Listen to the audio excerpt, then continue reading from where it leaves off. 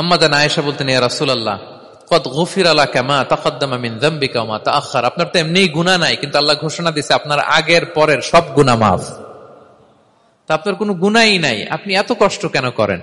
বিষ্ণু বলেন, ইয়া আয়েশা আফালা Acuña আবদান Sakura, আমি কি শুকরগুজার বান্দাদের অন্তর্ভুক্ত হতে চাইবো না?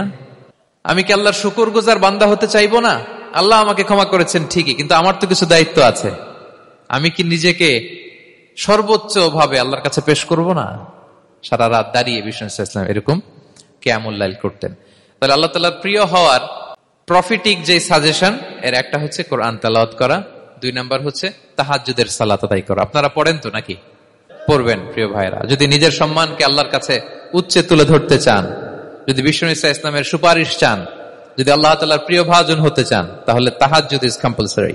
কি পারা যাবে তো? ইনশাআল্লাহ, ইনশাআল্লাহ বিইذنিল্লাহ।